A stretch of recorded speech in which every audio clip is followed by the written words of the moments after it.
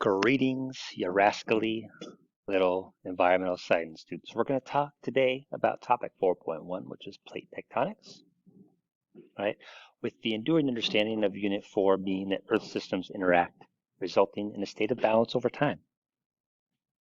Please be sure that you read from Chapter 11, Section 11.1, 304 through 307, and Section 11.6, 323 through 328, which will nicely coincide with what we're going to talk about here.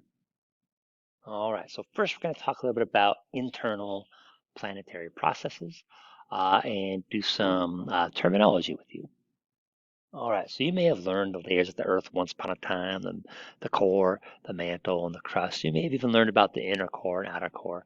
But we're going to lay on some new terms for the outermost layers of the Earth that are slightly different probably from what you've learned before. So we're going to call the outer layer the lithosphere. And the lithosphere is the crust and upper part of the mantle, all right? And we're referring to it the lithosphere because those are the lithosphere is what the plates are composed of, the plates that we talk about when we're talking about plate tectonics. Okay, and so it's the outermost rigid rock layer composed of plates. Now, you get a little deeper into the asthenosphere, which is the lower part of the mantle, and we're differentiating upper and lower mantle based on the properties of the rocks themselves. So when you get to the asthenosphere, it's really hot, soft rock, and maybe a way to associate that in your brain is you can think about glass when it's cooled. It's hard and rigid, all right? When you heat the glass up, it doesn't necessarily become liquid in the terms of water, but it does become as soft and sort of pliable. And that's kind of the properties you might expect of the rock in the asthenosphere. All right. The outer core is mostly metal, so iron and nickel primarily, and it is super hot and molten. And then the inner core, also super hot, real similar composition to the outer core, but it is actually solid. Part of that due to the intense pressure down there. Now, what causes the heat in the interior of the Earth is actually there's actually like 3 or 4 different things, but the primary cause, probably close to 90% of it, comes from radioactive decay of things like uranium and thorium and other radioactive elements. They release a lot of heat during that decay process. Now, because of this intensive heat in the interior of the planet, right, what we get is changes in density. So as you heat a material up, it becomes less dense. Materials that are less dense tend to get pushed upward when they're accompanied by materials of lower density. So the intensively heated material there near the core becomes less dense. It gets pushed very, very slowly upward toward the surface, where it cools off and then becomes less dense and sinks back down. That is a process we refer to as convection, by the way. It's important in the atmosphere as well. We have this upwelling of less dense material and a sinking of denser material. Now, that ongoing motion that's happening beneath the surface, right, does impact the lithosphere, which is the solid, cooled off part of the surface. So that motion, if you could just kind of picture the lithosphere floating essentially on top of the asthenosphere. So just like when you're on a raft and you feel the waves underneath causing movement on the boat, we experience motion of lithospheric plates, except that it's an extremely slow process. So when we're talking about geologic timescales, we're talking about slow. All right. So plate tectonics is the study of the processes by which the lithospheric plates move over the asthenosphere. And really, we study what happens at our plate boundaries. So where 2 different lithospheric plates are meeting, there are certain features like oceanic trenches, volcanic arcs and volcanic mountain chains, earthquakes, etc. Right? These are important geographic and environmental features, and it's important to understand how and why they occur. So the lithospheric plates, you guys are not responsible for memorizing where and what those plates are, but there are certain geographic things I do want you guys to know. Things like mid-ocean ridges, for example, um, and some important subduction zones that we'll get to here in just a minute. All right. So we're going to split our boundaries into basically three main or primary types. The first one is what we call a convergent plate boundary. Okay, so convergent plate boundary is where two or more plates move together. So if we could picture our plate motion like this, right? Where two or four plates are being forced toward each other, we get this convergence of plates. All right. Now, at convergent plate boundaries, one of the things that we might see is what's called subduction. So a subduction zone is where oceanic crust, being a little denser than continental crust, again, we have this density difference that it's important, right? Because it is the denser of the two plates, it is far more likely to sink downward, whereas the continental crust, being less dense, is likely to stay near the surface. And so where these two plates are being forced toward each other, that denser oceanic plate is forced downward. That is that subduction right there. Okay, now you guys want to be aware of some of the common features we would expect to see at a subduction zone. Right? We would definitely expect to see volcanoes, so volcanic mountain chains, such as the Cascades. Right? The Cascade Mountains, for example, have Mount Rainier, Mount Baker, Mount St. Helens, Mount Adams, Mount Hood. Right? Those are all volcanoes along that mountain chain, and they're all due to the subduction of the Pacific Plate. Okay. Um, Another thing we would expect to see along our subduction zones is actually an oceanic trench. So really our deepest parts of our ocean occur along these subduction zones. Okay. Now, we don't always get subduction where there's convergence, though. So again, we talked about this density difference. That is actually a requirement. So at least we need some sort of dense lithospheric material, and mostly that's going to be our oceanic crust because it's primarily basalt. Basalt has a lot of like iron and magnesium, making it denser. Okay, so the denser plate is going to be forced downward. And so if we have two continents meeting, so for example here, right, um, what we get is mountains, right, but not volcanic mountains. So the most common example you might see brought up here is the Himalayas. So the Himalayas are these giant mountains being pushed upward by the continent convergence of India with the Eurasian plate. So that lower density material associated with our continents, right, is not dense enough to get forced downward into the asthenosphere. So therefore it remains at the surface. So we do get this folding and buildup of mountain chains. Those are non-volcanic mountains. All right. So we do get subduction where we have an ocean continent convergence, or in some cases, two oceanic plates meeting each other because that ocean crust tends to be denser and is able to be forced downward into the asthenosphere. All right, so you guys want to understand when we get subduction, what types of features will we expect to see? Okay, volcanic island or island chains, volcanic mountain chains, trenches, because there is subduction. Where there is no subduction, we still expect to see mountains at convergence zones, but those would not be volcanic mountains. Now, earthquakes are common at any type of plate boundary, convergent, divergent, transform, whatever. All right.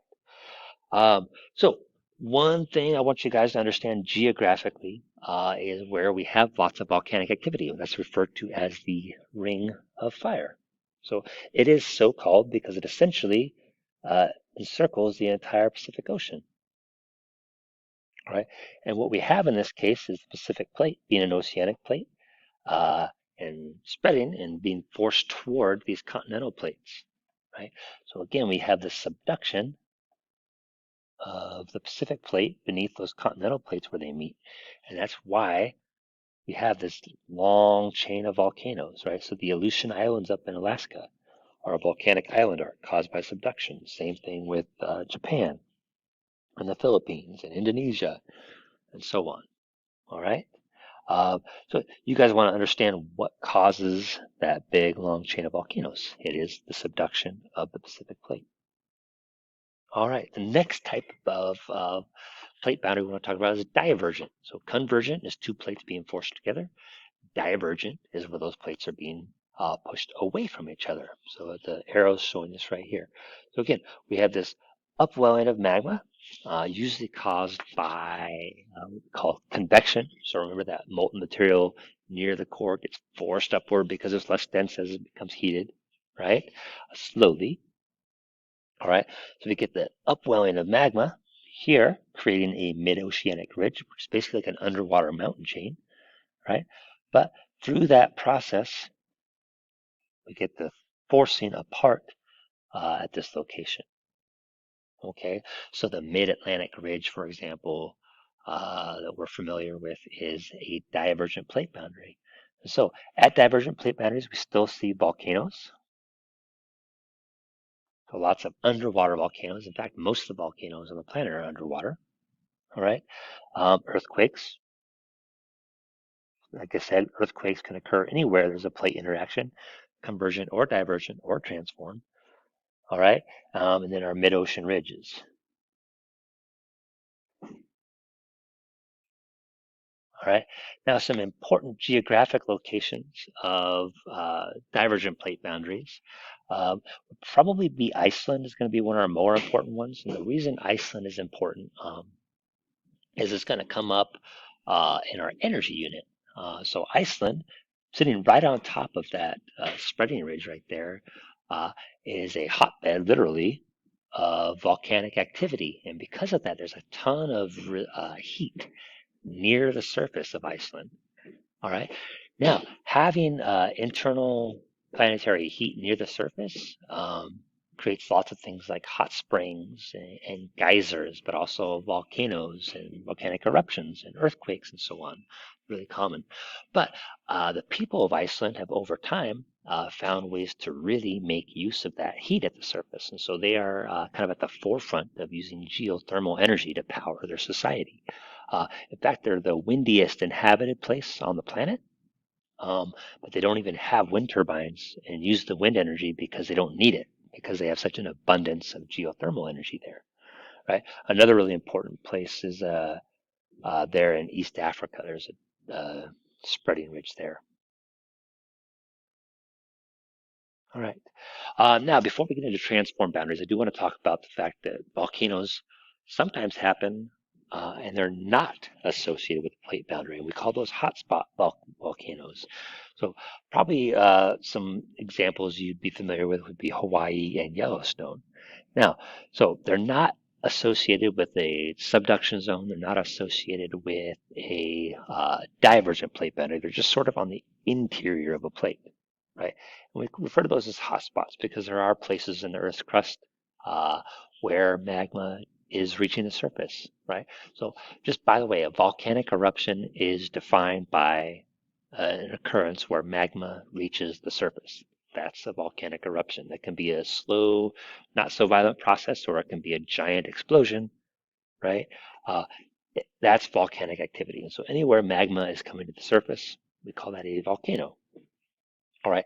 And parts of Hawaii and Yellowstone are places where that's happening. Okay, so let me show you this picture here. So notice the volcanoes out here in the middle of the Pacific Ocean, not associated with that plate boundary. That is a hotspot. Yellowstone would be over here somewhere if I added a little triangle there.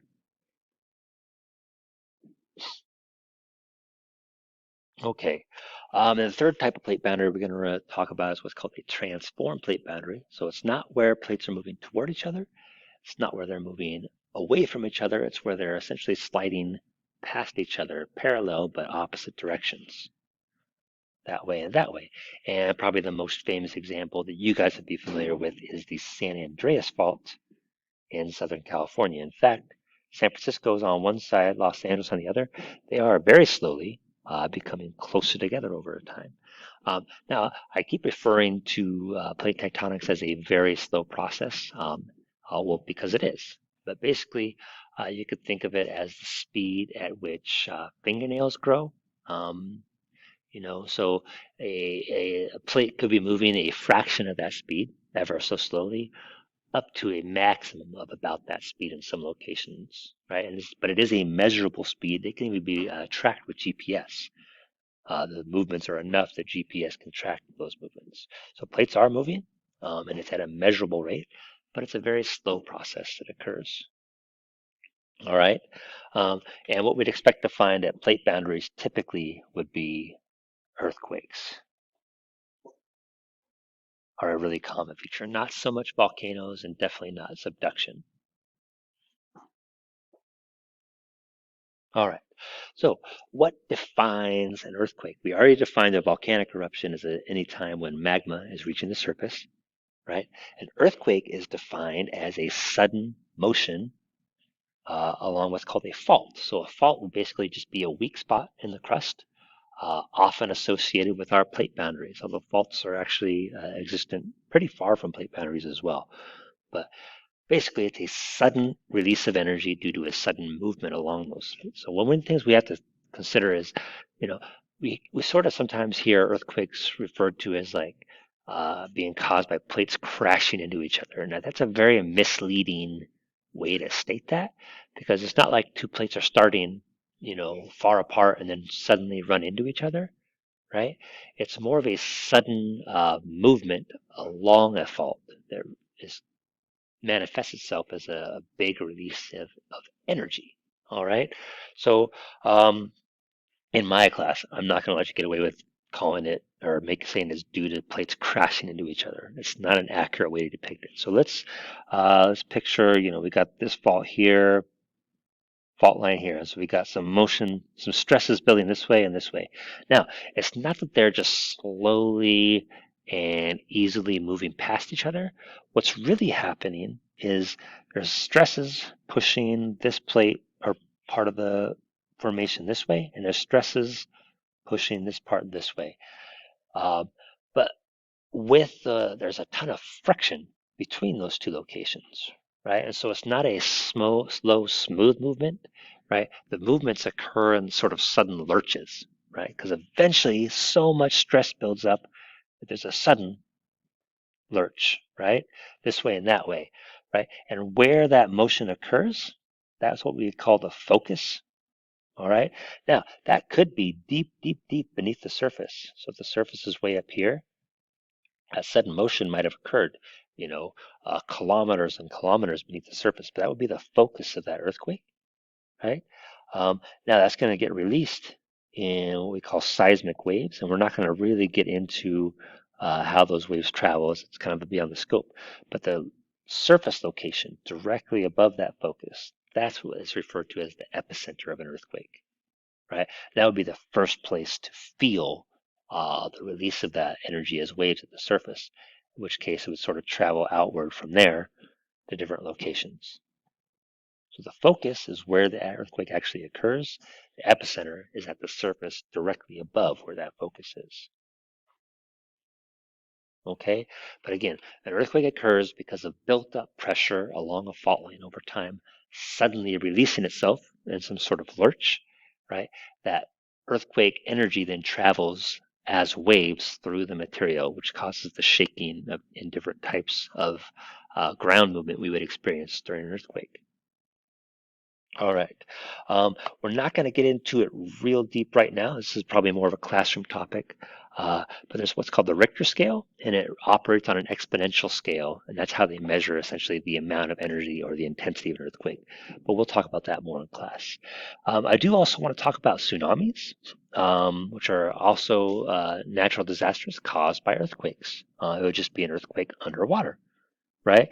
So basically, a tsunami occurs when water is rapidly displaced by a big geologic event. Again, it could be a volcanic eruption, an explosive eruption underwater, but most common is an underwater earthquake, right?